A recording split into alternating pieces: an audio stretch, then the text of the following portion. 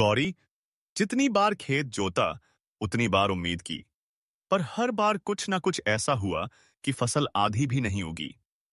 अब तो लगता है भगवान भी हमें भूल गया है। भगवान कभी किसी को नहीं भूलता जी। वो बस देखता है कि हम अपनी उम्मीद से कितना जुड़े रहते हैं। पर उम्मीद भी कब तक जिंदा रहेगी गौरी? खेत बंजर हो गया है और हम कर्ज में डूबते जा रहे हैं।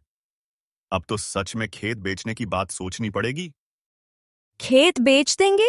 जिस जमीन को तुम्हारे बाबा ने अपने खून से सींचा, जिस मिट्टी में तुम्हारे पसीने की हर बूंद समाई है, उसे यूं ही छोड़ दोगे? तो क्या करूं गौरी? हर दिशा में बस अंधेरा है। न पानी है, न पैसा, न फसल, बस परेशानी ही परेशानी। मैं जानती हूं कि हालात मुश्किल हैं, पर हम हार नहीं मान सकते। मैं कुछ सोच रही हूं, कुछ ऐसा जो इस जमीन को फिर से हरा कर सकता है। क्या सोच रही हो गौरी? कहीं कोई नया उपाय है तुम्हारे पास? हाँ, पर अभी बताना ठीक नहीं। पहले मैं देख लूं कि मेरा भरोसा कितना मजबूत है। अगर सफल रही तो सिर्फ हमारा ही नहीं, पूरे गांव का भाग्य बदल सकता है। अगले दिन सुबह। गौरी, ये क्या कर रही हो? ये बीज कहाँ से आए?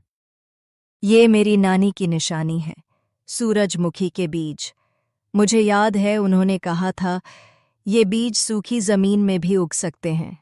और रामू, अब वक्त आ गया है इन्हें बोने का। पर इनसे क्या सच में कुछ होगा? गांव में तो किसी ने आज तक सूरजमुखी का नाम तक नहीं सुना। और फसल, वो कैसे तैयार होगी इस सूखे में? ये बीज कोई आम बीज नहीं है। इन्हें मैंने रात भर कुछ खास जड़ी बूटियों के पानी में भिगोया है, जो नानी ने सिखाया था। इनकी जड़ें जमीन की गहराई तक जाती हैं और वहां की नमी को खींच लाती हैं। ये सूरज की किरणों से ताकत लेते हैं, इसलिए इन्हें सूरजमुखी कहते हैं। गौरी, अगर ये बीज सच में इतना कर सकते हैं, तो हम क्यों नहीं आज तक इन्हें बोते आए?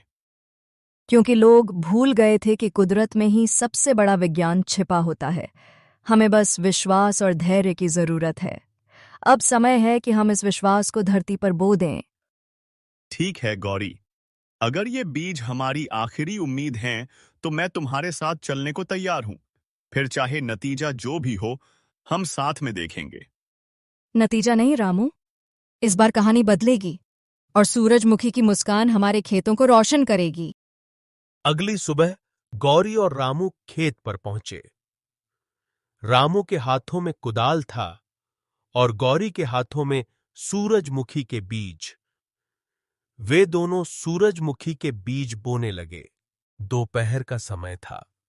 गांव की पुरानी पीपल के पेड़ के नीचे बने चौपाल पर कुछ किसान बैठे हुए थे। अरे सुना है रामू की गौरी सूरजमुखी बो रही है। इस मिट्टी में जहां गेहूं और चना तक नहीं उगते, वहां फूल उगेंगे। मुझे तो लगता है सब मन का धोखा है। बिना पानी के सूरजमुखी उगाना, ऐसा तो हमने न कभी देखा न सुना। ऊपर से सुना है बीज भी उसने खुद बनाए हैं। पर अगर वाकई में उसकी बात सही निकली तो? अरे भाई, अगर ख्याली पुलाव पकाने से पेट भरता तो हम सब राजा होते। तभी अचानक सामने से रामू आता है। भाइयों, तुम सबकी बातें सुनी मैंने। तुम्हारा संदेह सही है। इस सूखी जमीन ने सालों से हमें धोखा दिया है, और ऐसे में किसी भी नई बात पर भरोसा करना आसान नहीं होता। रामू, हमें तुम पर शक नहीं, पर यह सूरजमुखी वाला मामला थोड़ा अजीब लग रहा है। मुझे भी पहले अजीब ही लगा था, पर जब गौरी ने नानी के पुराने बीज निकाले और बताया कि सूरजमुखी कम पानी में भी उग सकता है, तो मैंने खुद से एक सवाल किया, क्यों न एक बार कोशिश कर लूं? तो क्या वाकई बीज बो दिए तुमने? हाँ, पिछले हफ्ते हम दोनों ने सूरजमुखी के बीज बो दिए। मैं किसी को यह साबित करने नहीं आया कि मैं सही हूं। मैं तो बस ये कहना चाहता हूं, अगर मेरी फसल उग गई, अगर सूरजमुखी सच में मुस्कुराया, तो मैं आप सबको वो बीज दूंगा, मुफ्त में।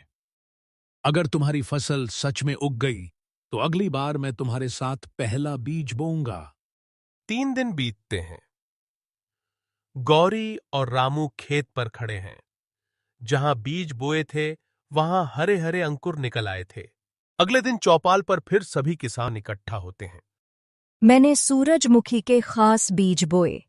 ये बीज मिट्टी की नमी खींचते हैं, सूरज की रोशनी से जल्दी बढ़ते हैं और कम पानी में भी तैयार हो जाते हैं। क्या हम भी इन्हें अपने खेत में बो सकते हैं? जरूर, मैं सबको बीज दूंगी, लेकिन एक शर्त है, सभी को मिलकर मेहनत करनी होगी और किसी को हार नहीं माननी है। गांव के हर किसान ने अपने खेत में सूरजमुखी के बीज बोए। हर दिन सुबह खेतों में नई उम्मीदें उगतीं। 15 दिन बाद पूरा गांव पीले सूरजमुखी के फूलों से ढक गया।